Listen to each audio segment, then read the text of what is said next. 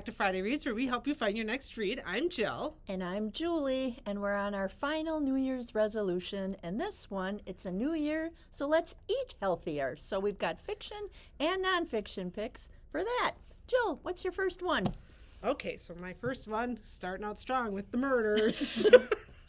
It's A Murder Most French by Colleen Cambridge. This is the second book in a series, An American in Paris.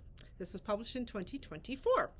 Post-war Paris is surging back to life, and its citizens are seizing every opportunity to raise a glass or share a delicious meal. But as American expat Tabitha Knight and chef-in-training Julia Child discover, celebrations can quickly go awry when someone has murder in mind. The graceful domes of Sacré-Cœur, the imposing cathedral of Notre Dame, the breathtaking Tour Eiffel. Paris is overflowing with stunning architecture. Yet for Tabitha Knight, the humble building that houses the Cordon Bleu cooking school where her friend Julia studies is just as notable. Tabitha is always happy to sample Julia's latest creation and try to recreate dishes from her grandpère and Uncle Ralph. The legendary school also holds open demonstrations where the public can see its master chefs at work. It's a treat for any aspiring cook until one of the chefs pours himself a glass of wine from a rare vintage bottle and promptly drops dead in front of Julia, Tabitha, and other assembled guests. It's the first in a frightening string of poisonings that turns grimly personal when cyanide-laced wine is sent to someone very close to Tabitha. What kind of killer chooses such a means of murder, and why? Tabitha and Julie hope to find answers in order to save innocent lives, not to mention a few exquisite vintages as their investigation takes them through some of the darkest corners of France's wartime past. So if you want to read about cooks that are like investigating a murder when you're trying to eat healthy, this is the one for you. My first pick is a nonfiction pick, and this is Cut the Sugar, You're Sweet Enough by Ella Lesche, published back in 2016. She is the voice behind the popular food blog Pure Ella, and she used to consider herself a healthy eater. She ate salads, she drank water, but like so many of us, she also looked forward to her daily sweet treats. It wasn't until her health fell apart due to a rare illness that she began to make the food-health connection. Back in 2008, just months after the birth of her first child, Ella developed a debilitating weakness to the point where she actually collapsed a couple of times. She had difficulty getting up from the bed and could barely breathe or eat. The diagnosis was myasthenia gravis, a neuromuscular autoimmune condition for which there is really no medical cure. The medication she was put on wasn't helping, and she decided to try and heal through eating healthy foods. She found sugar was also triggering her frequent headaches, mood swings, and her energy slumps. Now she is inspiring others to eat healthy and apply her approach to cut the sugar, not quit sugar entirely. With emphasis on real nutrient-dense whole foods, all presented deliciously and beautifully photographed by Ella herself and written in her encouraging, upbeat, grounded voice, this book is an inspirational and accessible guide to the sweet life. Because you're sweet enough already.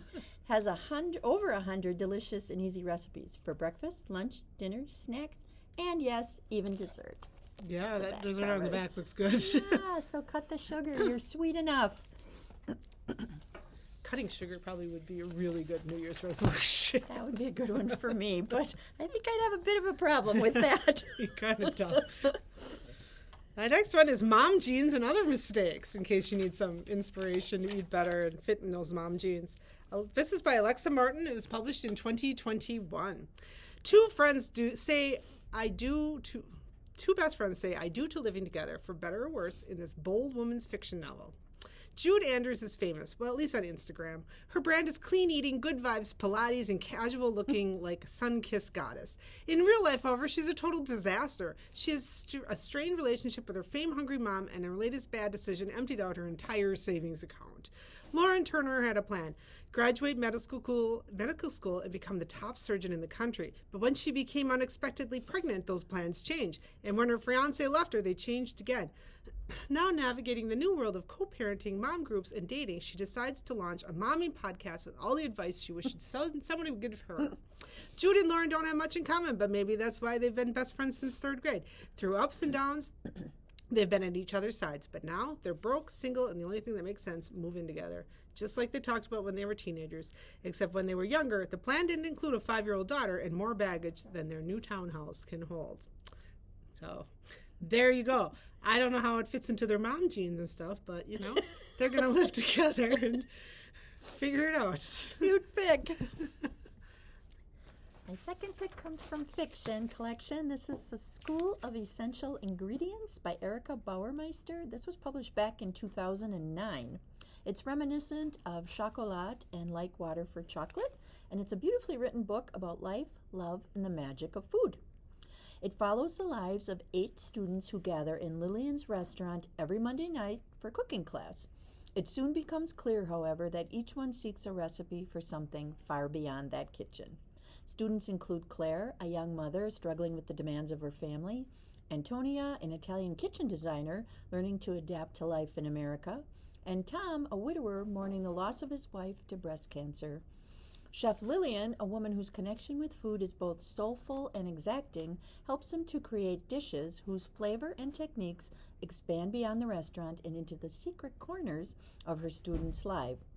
One by one, these students are transformed by the aromas, flavors, and textures of Lillian's food, including a white-on-white cake that prompts wistful reflections on the sweet fragility of love, and a peppery heirloom tomato sauce that seems to spark one romance but end another. Brought together by the power of food and companionship, the lives of the characters mingle and intertwine, united by the revealing nature of what can be created in the kitchen. So the School of Essential Ingredients.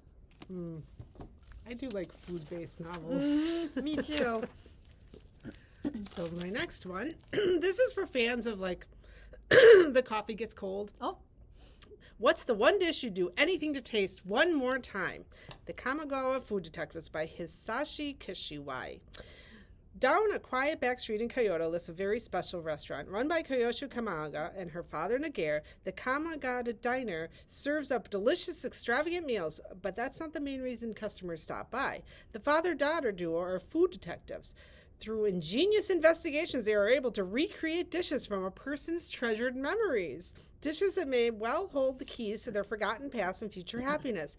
The Restaurant of Lost Recipes provides a link to vanished moments, creating a present full of possibility. A bestseller in Japan, the Kamigawa Food Detectives is a celebration of good company and the power of a delicious meal. So this was published in 2013, and it's kind of fun. Instead of investigating things, they're recreating food. My third pick comes from nonfiction, and this is Eating from Our Roots, 80-plus healthy home-cooked favorites from cultures around the world by Maya Feller, and this was published back in 2023. The typical American diet is typically heavy in added sugars, salts, and synthetic fats, but one-size-fits-all nutrition plans often leave us uninspired. There's a more delicious way to eat sustainably and by getting back to flavorful traditional cooking methods from cultures around the world, including the Caribbean, South America, Africa, the Mediterranean, and Asia. Registered dietitian and nutritionist Maya Feller is known for her approachable, real food-based solutions to making informed food choices that support your health and longevity. In this deeply personal cookbook, inspired by her childhood visits to her grandparents in Trinidad and Tobago and her family's annual trips to the Caribbean and Western Africa, she highlights nourishing dishes from around the world with a focus on whole and minimally processed ingredients. She shares realistic ways to think about how we relate to food, along with nutrition tips, plant-based subs, and meals that can be made in 30 minutes or less, which is always what I like. Yes. She makes it easy for us to enjoy the vibrant flavors of your favorite cuisine with over 80 recipes for any meal of the day. It's got beautiful photography and insightful reflections on the evolution of global cuisines. This book offers an inclusive and diverse way to think about healthy eating and celebrates nourishing, flavorful dishes and the cultures they all come from. So check out Eating from Our Roots. Such a pretty cover, too. Mm-hmm. Well, I got one here that whatever you're doing, you might question it now. Diet cults, a surprising fallacy at the core of nutrition fads and the guide to healthy eating for the rest of us. This is published by Matt Fitzgerald in 2014. From the national best-selling author of Racing Weight, Matt Fitzgerald exposes the irrationality, half-truths, and downright impossibility of the single right way to eat, and reveals how to develop rational, healthy eating habits. From the 4-Hour Body to Atkins, there are diet cults to match seemingly any mood and personality type. Everywhere we turn, someone is preaching the one true way to eat maximum health. Paleo diet advocates tell us that food less than 12,000 years old are the enemy. Low-carb gurus demonize carbs. Then there are the low-fat prophets. But they agree on one thing. There is only one true way to eat for maximum health. The first clue that is a fallacy is when sheer variety of diets is advocated. Indeed, while all of these competing views claim to be backed by science, a good look at actual nutritional science itself suggests that it's impossible to identify a single best way to eat. Fitzgerald advocates an agnostic, rational approach to eating habits based on one's own habits, lifestyle, and genetics and body type. Many professional athletes already practice the good enough diet, and now we can too, and ditch the brainwashing in these diet cults for good. The good enough diet. That sounds like something for me, actually. Close enough. My fourth pick comes from the fiction collection. This is Kathy Lamb's Julia's Chocolates, and this was published back in 2007, and this was her debut novel. And it introduces some of the most wonderfully eccentric women since The Divine Secrets of the Ya-Ya Sisterhood and The Secret Life of Bees. From the moment Julia Bennett leaves her abusive Boston fiancé at the altar and her ugly wedding dress hanging from a tree, as you can see on the cover, in North Dakota, she knows she's driving away from the old Julia. But what she's driving toward is a messy and undefined as her own wounded soul. The old Julia dug her way out of a tortured trailer park childhood with a monster of a mother. The new Julia will be found at her Aunt Lydia's rambling 100-year-old farmhouse outside Golden, Oregon. There, among uppity chickens and toilet bowl planters, Julia is welcomed by an eccentric, warm, and often wise clan of women, including a psychic, a minister's unhappy wife, an abused mother of 4, and Aunt Lydia herself, a woman who is as fierce and independent as they come. Meeting once a week for drinks and the bearing of souls, it becomes clear that every woman holds secrets that keeps her from happiness. But what will it take for them to become brave and become their true selves? For Julia, it's chocolate. All her life, baking has been her therapy and her refuge, a way to heal wounds and make friends. Nobody anywhere makes chocolates as good as Julia's, and now chocolate just might change her life and bring her love when she least expects it. But it can't keep her safe. As Julia gradually opens her heart to new life, new friendships, and a new man, the past is catching up to her, and this time she will not be able to run, but she'll have to face it head on. So, a little chocolate in your life is okay every so often. I love the dress hanging in the tree, the ugly dress hanging in the tree that she's leaving. Yeah, there's a quote in the book that she said, I left my wedding dress hanging in a tree somewhere in North Dakota. I don't know why that particular tree appealed to me. Perhaps it was because it looked as if it had given up and died years ago and was still standing because it didn't know what else to do. So, I love it. I love the visual on the cover. That's great. I love it. And chocolate. I hope that's in your diet. Okay, I had to bring one cookbook to this thing. And it's one that I would follow. This is Oh How She Glows cookbook, over 100 vegan recipes to glow from the inside out, by Angela Liddon. If you don't know what vegan is, it's no animal products. No eggs, no dairy, no meat.